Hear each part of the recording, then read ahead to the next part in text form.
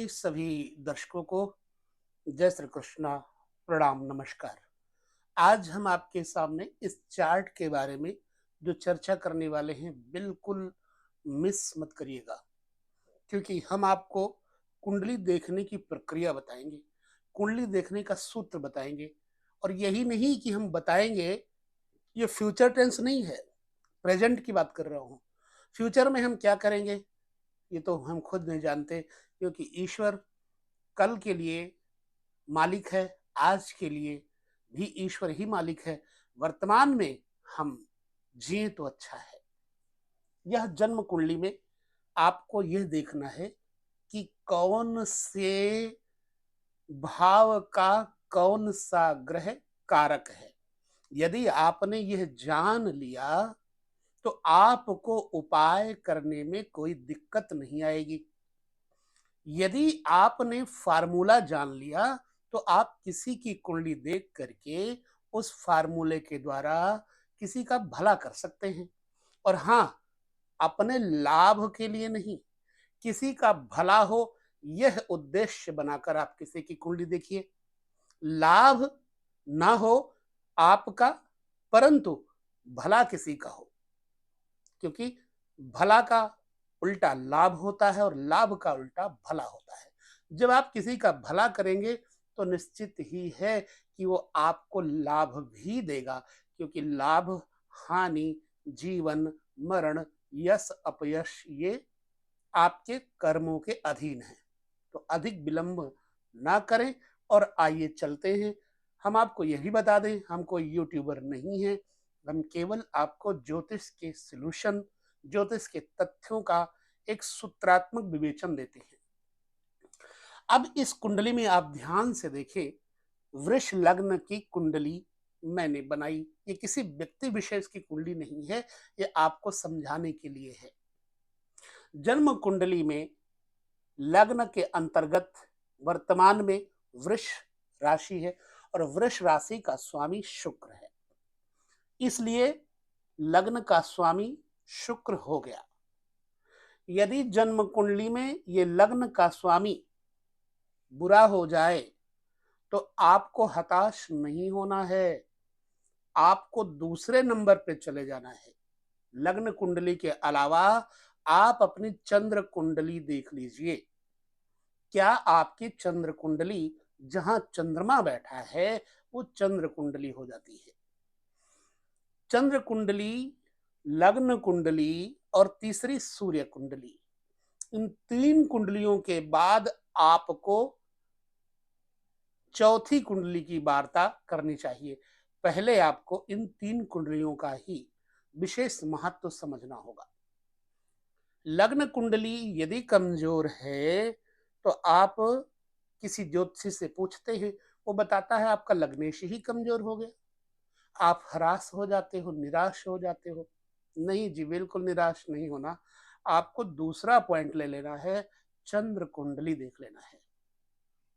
अब चंद्र कुंडली में भी आपका कोई ग्रह लग्नेश, चंद्र लग्नेश खराब है तो आपको तीसरी कुंडली देख लेना है, वो है सूर्य कुंडली।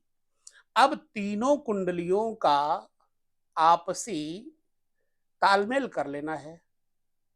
तीनों कुंडली के लग्नों का आपस में एक विवेचन कर लेना है कि कौन सा जन्म कुंडली, लग्न कुंडली, सूर्य कुंडली, इनमें से कौन सा लग्न प्रबल है। अब देखिएगा, आपके जीवन में जो लग्न प्रबल होगा, चंद्र कुंडली का लग्न, तो चंद्र कुंडली के अनुसार आपके जीवन में घटनाएं घटेंगी। सूर्य कुंडली में अगर सूर्य पावरफुल है, सूर्य लग्नेश प्रबल है, तो आपको सूर्य के माध्यम से पूरी जिंदगी अपना विवेचन देखना चाहिए।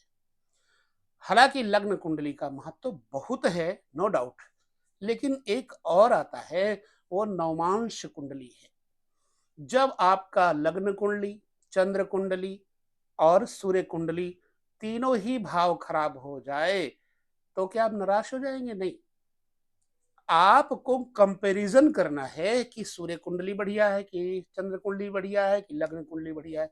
लग्न कुंडली के अनुसार अगर बढ़िया है, पावरफुल है, लग्न का स्वामी पावर में है, तो आपको फिर जाना है नवमांस चक्र में। नवमांस चक्र को देखने का विधान क्या है? एक ही भाव में नव विभाग किए जाते हैं। जैसे यह लग्न है, इस लग्न को कहते हैं वृष लग्न। अब वृष लग्न में जो शुक्र है वो लग्नेश हो गया। यह देखना है कि आपका शुक्र जो लग्नेश है उसमें 9 डिपार्ट हैं। शुक्र नवमांस चक्र में किस लग्न के अंतर्गत बैठा है?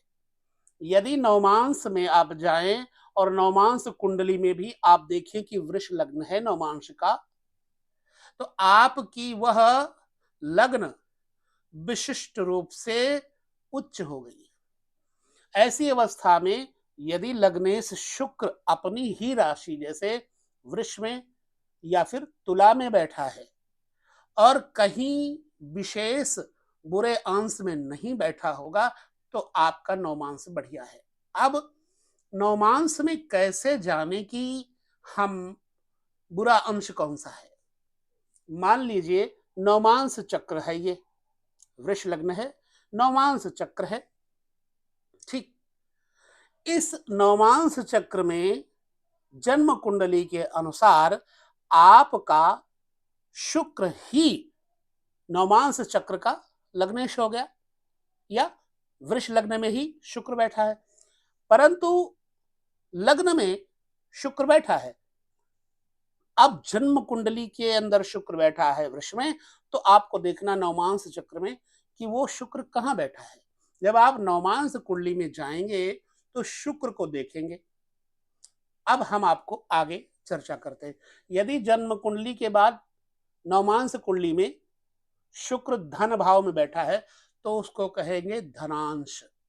ऐसी अवस्था में आपको जान लेना है कि जन्म कुंडली में शुक्र बढ़िया है और नवमांस कुंडली में धनांश में धन के अंश में शुक्र बैठा है। इसका मतलब हमारे पास धन, वैभव, प्यार, स्नेह, कुटुंब का सुख प्राप्त होगा।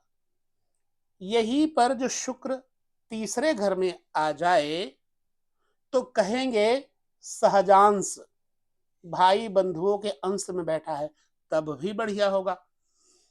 वही शुक्र चौथे घर में आ जाए तो बोलेंगे कि सुखांश में बैठा हुआ यानी सुख के अंश में है, तो आपको सुख देगा। वही पंचम भाव में बैठ जाए तो पुत्रांश हो जाएगा, यानी पुत्रांश में लग्न का स्वामी पुत्रांश में बैठा हुआ है, लिहाजा आपको पुत्र से, प्रेमिका से, संपत्ति से, विद्या से लाभ होगा। वही लग्नेश छठे में आ जाए तो इसको क्या कहेंगे? रोगांश। जब शुक्र रोगांश में बैठेगा तो आपको रोग देगा, शत्रु देगा, प्रॉब्लम्स क्रिएट करेगा। और वही सप्तम भाव में आ जाए तो बोलेंगे जायांश। जायांश क्यों कहते हैं? क्योंकि सप्तम भाव पत्नी का घर है और पत्नी का विलोम शब्द है जाया। जो सप्तम अंश में होगा तो जायांश में होने के कारण शुक्र सुख देगा, पत्नी का, सुंदर योग्य पत्नी का। वही शुक्र अष्टम में चला जाए नवमांस चक्र में तो बोलेंगे निधन का भाव है, निधनांश में शुक्र चला गया। अभी आपको बहुत बारीकी से समझना है क्योंकि अभी बाकी है। जो हमारे दर्शक कंटिन्यू देख रहे हैं ये उनके लिए सूत्रात्मक परिधि से उच्च स्तर पर पहुंचा देगा विचार। तो शुक्र जो कि जन्म कुंडली में लग्न का स्वामी है और नवांश में अष्टम में चला जाए तो बोलेंगे निधनांश में बैठा हुआ है। वही शुक्र यदि नवे भाव में चला जाए तो बोलेंगे भाग्यांश में बैठा हुआ है और भाग्यांश में जब कोई ग्रह बैठेगा तो जातक का भाग्योदय करेगा। वही शुक्र दसम स्थान में चला जाए तो इसको पितांश भी कहेंगे, कर्मांश भी कहेंगे। कर्मांश में बैठने का मतलब जातक कर्मबली होगा। वही शुक्र यदि 11वें भाव में आ जाए तो इसको कहेंगे आयांश। आय भाव में बैठा हुआ जो जन्म कुंडली में लग्न का स्वामी है वो बैठा हुआ है आय भाव में। इसका मतलब आमदनी का सूत्र शुक्र से संबंधित व्यापारों से लाभ देगा। ठीक है, इसको वित्तांश भी बोलते हैं, इसको आयांश भी बोलेंगे। इसलिए अब हम चलते हैं व्ययांश। जब लग्न का स्वामी नवमांश चक्र में देखने पर जाए 12वें घर में तो हो गया व्ययांश में, यानी छयांश व्ययांश कहेंगे। इस प्रकार से जो लग्न का स्वामी है वो नवांश का चक्र देखने पर पता लगा कि व्ययांश में चला गया है, तो जातक चाहे जितना प्रयास करे लेकिन धन नहीं इकट्ठा कर पाएगा। ये हो गई नवमांश कुंडली की चर्चा।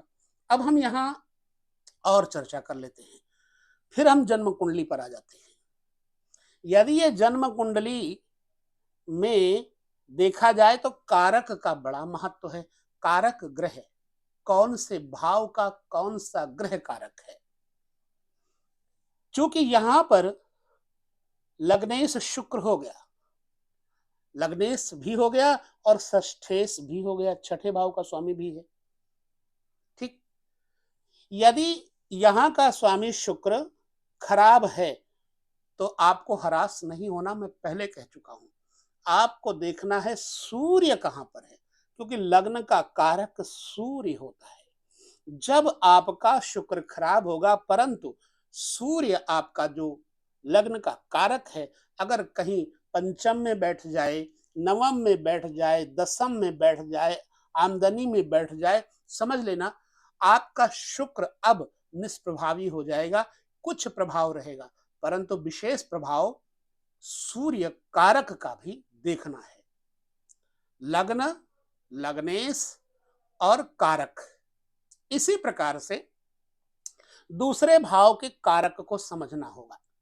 दूसरे भाव का कारक ग्रह होता है बृहस्पति। क्योंकि यहां पर बुध है, इसको द्वितीयेश बोलेंगे। यदि आपका बुध खराब है कहीं पर तो निराश मत होना। हो सकता है आपका बृहस्पति बहुत अच्छा हो, तो बृहस्पति आपके धन की कंडीशन को बढ़िया कर देगा।